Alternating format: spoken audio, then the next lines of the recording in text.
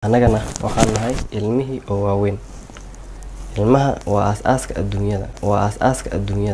وأراقب الرحمن جل جلاله وتقدست أسماؤه وتعالى وأكون للوطن الحبيب مشيدا أنمى إليه وأستفيض جلاله.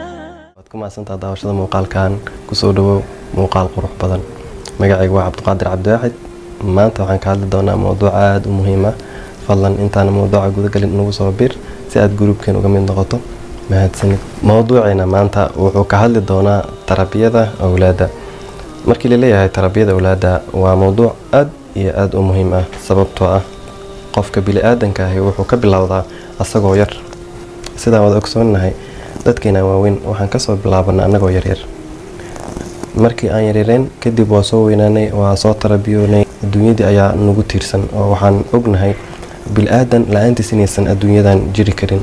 Tusaale yar haddii aan ka soo qaadano, hadda gurigan aan ku jiro kale bini'aadan la'aantiis ma jiri karo. Wuu jiri karaa laakiin la'aantiis ma sii noolaan karo wax badan.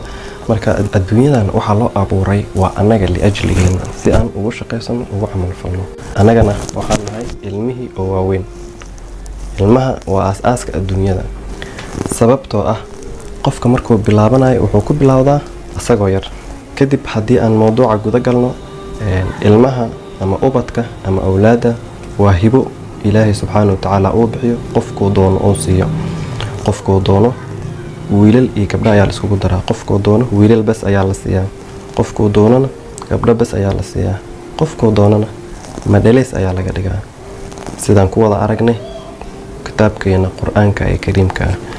أعوذ بالله من الشيطان الرجيم لله ملك السماوات والأرض يخلق ما يشاء يهب لمن يشاء إناثا ويهب لمن يشاء الذكور أو يزوجهم ذكرانا وإناثا ويجعل من يشاء عقيما إنه عليم قدير.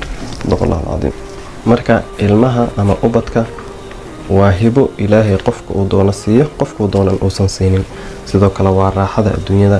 Sidoo kale waa nimco qof kastan uusan heli karin ama uusan haysan qofka Ilaahay uu talagalay mooyee. Sidoo kale waa cibaado. Waxayna ku yihiin cibaadada xaqii lagugu talagalay ayaad gudanaysaa markii aad korinayso. Sida wanaagsan markii aad u koriso waay. Intaas kadib haddii aan uga baxno faahfaahinta ama hordhaca tarbiyada awlaadda, kadib waxaan dul istaagi doonaa ilaa iyo 3 qodob oo ay ugu horeeyaan maxaa looga baahan yahay qofka wax gudbinaya ama qofka wax tarbiyanaya oo aan ula jeedno waalidka. Sidoo kale qofka aad wax u gudbinayso xaaladuu ku jira ama waa sidee ama xaaladda canuga uu maraayo. Qodobka 3aad oo ah sidee wax loogu gudbinaya canuga. Intaas kadib waalidka waxaa looga baahan yahay marka ilmaha ay raadinayaan waa in ay Ilaahay ka baryaan ilmo fiican inuu Ilaahay siiyo. Ay ku dadaalaan wadadii la mari jiray oo ahayd markii ay isku tagayaan ama ilmaha ay raadinayaan in ducooyinkii la akhrisan jiray ay akhristaan. Sidoo kale ay mar walbana u duceystaan Ilaahayna ka baryaan ilmo fiican inay helaan. Intaas kadib waxaa looga baahan yahay waa in ay ilmaha markii ay imaadaan ama ay dhashaan u cadaalad sameeyaan. Ilmaha xaqa iyo xalaasha la baro markii ay soo weynaanayaan. Sidoo kale waxaa looga baahan yahay waa ilmaha waa inay naarta uga digaan oo mar walba oo ay ka badbaadiyaan oo ay baraan. Sidoo kale waxaa looga baahan yahay inay saaxiib dhow ka dhigtaan oo ay la yeeshaan. Sidoo kale geed intuu yar yahay ayaa la toosiyaa ay yiraahdaan Soomaalidu.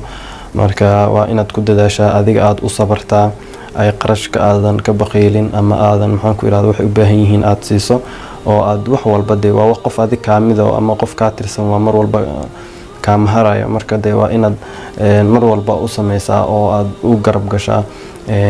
Wuxuu adiga ka arka ayuuna sameynayaa bari.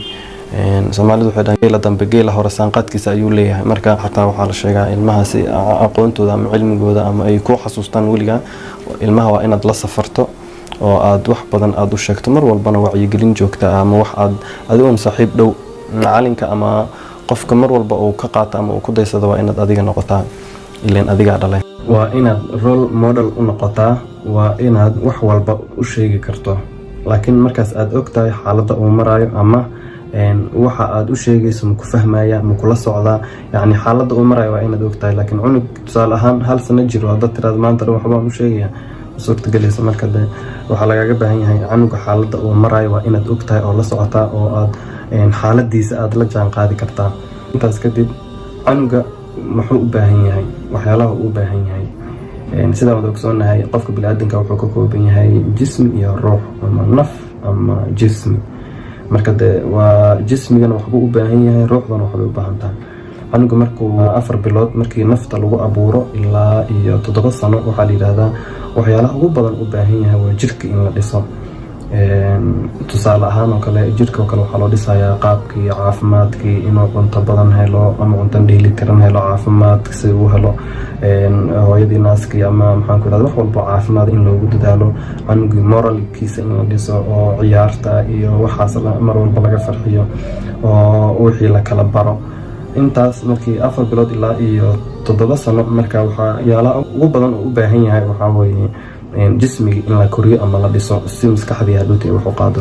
kadib marka 7 sano ilaa iyo 15 sano markuu kasoo gaaro ama ilaa uu ka qaangaarayo waxyaalaha ugu badan u baahan yahay waxaa weeye in la dhiso nafta ama ruuxda. sidaad ogsoonahyna qofka bini'aadanka wuxuu tamiiskiisa ama kala saarkiisa bilaabaa markii 7 sano ilaa iyo meeshaas wixii ka koreeyo diinteenan amartay. intaas wixii ka dambeeyay wax loo sheego, maxaan ku rahdaa qofkii la dhiirigeliyo. isku soo duub 7 sano ilaa iyo markuu qaangaarayo waxyaalaha ugu badan u baahan yahay waa naftiisa markaas in la kobciyo. nafta sidee loo kobcinayo? tusaale ahaan oo kale in mar walba aqoon joogtaa la siiyo. aqoonta maxaa ka mid ah in aqoontii diiniyan, maadiyan, waano wax walba loogu sheego. sidoo kale wuxuu u baahan yahay oo kale in naartii laga badbaadiyo oo cibaado iyo maxaan ku rahdaa dhinac wanaagsan laga badbaadiyo. intaas kadib canuga haddii aan usoo gudubno xaaladaha uu marayo ilaa iyo wuxuu maraa dhowr xaaladood oo ugu horeeyaan xaaladoo kale uurka oo kale. ugu horeyn horta canuga markaad rabto inuu uurka galo waa in aad hooyadiis markaad u tagayso aad ducaysatiin oo aad ilaahay barisiin inuu ilmo wanaagsan ku siiyo. kadib canugii uurka ayuu galay. markuu uurka galo oo calooshii maxaan ku idhahdaa uu ku abuurmo 4 bilood uu soo gaaro 4 bilood ilaa iyo 1 sano maskaxdii iyo bil-aadanimada ayaa loo diyaarinaya, ilaahay subxaana watacaala u diyaarinaya. marka wax walba oo markaas oo dhacaya ama qeylaha ahaato ama wax la sheego ama wax walba uu maqlaya markaas. marka waxaa lagaaga baahan yahay in aad wax wanaagsan aad ku hadashaan ama wax wanaagsan aad asagana caafimaadkiisa aad ku dadaasho. oo waa ka Soomaaliduna waxay yiraahdaan waayeelku wuxuu ku haasaawo ayay ilmuhuna ku hadaaqaan. markaas waxaa lagaaga baahan yahay inaad si fiican markaas uga feejignaato qeylo buuq oo kale aysan dhicin oo aan la isdagaalin oo kale. kadib intaas markii aad kasoo gudubto oo cunug kasoo gudbo wuxuu soo galayaa xaaladan la yiraahdo inuu dhasho. markuu dhasho haddana waxaa lagaga baahan yahay magaca oo kale. magac fiican waa inaad u bixisaa, magac oo cusub oo kale ama magac aad jecesho oo kale ama magac liskagama bixiyay magac wanaagsan oo diinteenan ay sheegtay laga rabaa inaad u bixiso. ogsoonowna magaca canuga haddii aad ka qalado saameyn weyn ayay ku yeelanaysaa. intaas kadib canuga xaaladaas 1 sano ilaa iyo 4 sano waxaa la yiraahdaa shaqada ugu badan oo jirkiisa uu qabanayo waxaa ugu badan maskaxdiisa oo dareemada qaybta sensitive-ka ayaa shaqeynaysa ayaa la yiraahdaa. markaas waxaa ugu badan marka sensitive-ka oo kale marka waxaa laga rabaa markaas in aad ku dadaasho in canugaas dareenkiisa aad mar walba aad adaptation la sameyso, aad shumiso, aad waan ku jeclaa ku tiraahdo mar walba aad mar kasta aad u dhowdahay oo aad sababtoo ah tusaale yar markaan ku siiyo qofka bini'aadanka xasuusta ugu awooda badan ama ugu weyn wuxuu xasuustaa markii 3 sano ilaa iyo almost 1 sano ilaa iyo 4 sano. xilligaas 2 sano ilaa iyo 3 sano waa meesha ugu badan oo ugu xasuusta badan. intaas kadib 4 sano ilaa iyo 7 sano waxaa shaqeynaya maskaxda qaybta wax maqalka, wax duubida oo qayb kale ah. markaas marka wax walba uu arka uu qabanaya. awal dareenkiisa markaas dareemihiisa wax walba way qabanayaan. markaana wax walba uu maqlo uu qabanaya. soo xataa markaas canuga waxaa la sameeyaa dugsiga la geeyaa oo markaas waxbaa loo sheegaa, salaada loo bilaabaa 4 sano ilaa iyo 7 sano.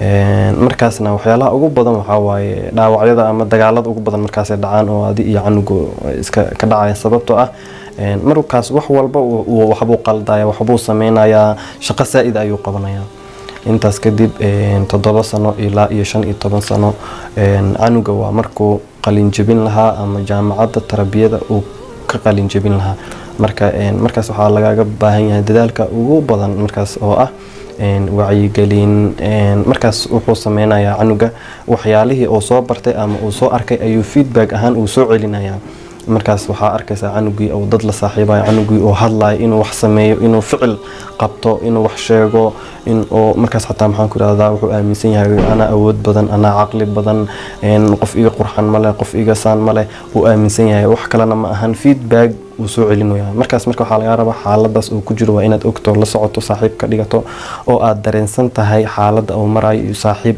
uu leeyahay waxyaalaha uu qabto waxyaaluhu jecel yahay markaas waa si saa'id waa inaad ugu dhowdahay markaas kadib markii intaas aad sameyso oo aad ugu dhawaato insha Allah waad ku guuleysanaysaa oo waa ku dadaalaysaa intaas kadib qaybta ugu dambeyso oo ah sida wax loo tarbiyeeyo ama sida wax aad ugu gudbinayso canuga aad tarbiyeynayso ilmaha ilaa iyo dhowr qaybood waaye oo waxaa la yiraahdaa ilaa iyo 3 qaybood waaye qayb wax maqasha ilmo wax maqal ku shaqo leh wax lee maqlaan maanta dhan ma hadaad leedahay ifiri ama uriya waxaas ma oga laakiin markaad wax u maqasho oo ku qeyliso kale uu ku dareemaya ama aad waaniso kale uu ku dareemaya sidoo kale waxaa jiro ilmo wax arka aragtid waxay ka arkaan ayay sameynayaan adoo maxaan ku raraa masjid aadayo ku arkin adoo wax sameynayo adoo tukanayo adoo uu sameynaya ilmaas ilmo wax arkaya waa marka waxaa la rabaa ficilada aad sameynayso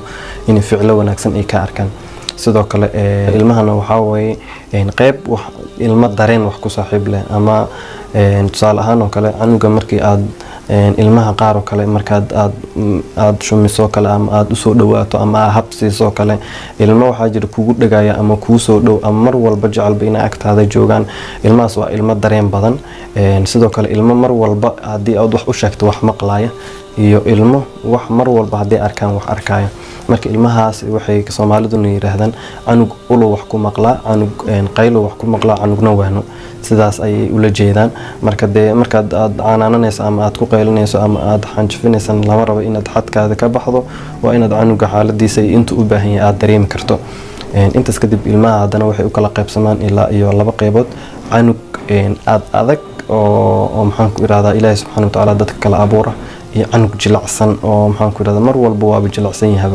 hada leeyahay tiraado waa ku jilacsan yahay waxa tiraado wuu ku maqlaaya iyo canug ka fog uu ka dheer yahay mar walba iyo canug ku dhow mar walba uu ku dhow yahay ma ka ag fogaan karo adiga laanta ma joogi karo ilmahana waa kala ayagoo wada baari ah ee hadan xaaladahaas kaliin marka waa inaad dareensantahay canuga ma kii fogaaya ma kii dhawaaya ma kii jilacsanaya ma kii adkaaya ilmaha ayagoo aanan ku aflagaadeyninin ama aan ku diideynin oo mar walba ku adeecsan mar walba waxa dhahda maqlaaya ayay hadana dabeecadahaas kala duwan ay leeyihiin marka waa inaad ogtahay oo aad dareensan tahay xaaladda canuga uu marayo canug walbana meesha oo wax ku maqlo waa inaad uga gudbisaa oo san meel aan loogu talagalin waa inaadan la aadin intaas kadib markii Ilaahay subhanahu wa ta'ala waxaan ka baryaa inuu xaqan waafajiyo waxa kale oo jira canug kasta Ilaahay subhanahu wa ta'ala qof kasta oo adduunka jiro hiba ayuu leeyahay ama wax uu ku fiican yahay ayuu leeyahay marka waa inaad dareensan tahay canugaaga meesha uu ku fiican yahay ama aad ogaan karto kadibna meeshaas aad maxaan ku iraahdaa aad hor ugu sii wado mustaqbalkiisa ee ayaysa tusaale ahaan oo kale ilmaha markay soo wada kacaan oo kale way kala duwan yihiin waa horasa idin kugu sheegaba marka canug walba waxbuu jecel yahay canug waxa waa inuu wax garaaco jecel yahay canug inuu hadlo jecel yahay canug inuu wax aqriyo jecel yahay canug inuu wax shaqo qabto jecel yahay canug walba meesha ku fiican yahay inaad dareensan tahay taasna waxay ku saacidaysaa canugaaga inuu horumar gaaro oo aad garab ku siiso horena aad ugu dambeyn gabagabadii iyo gunaanadkii fadlan haddaad nagu cusub tahay nagu soo biir subscribe taabo like saar si aad groupkan uga mid noqoto aad u aragto waxyaalahan soo gelino waana kaaga mahadcelinayna sida wanaagsan aad noo dhiirigelinayso iyo sida wanaagsan aad noo qadarinayso mahadsanid noqo tusaale wanaagsan assalaamu calaykum waraxmatullaahi wabarakaatuh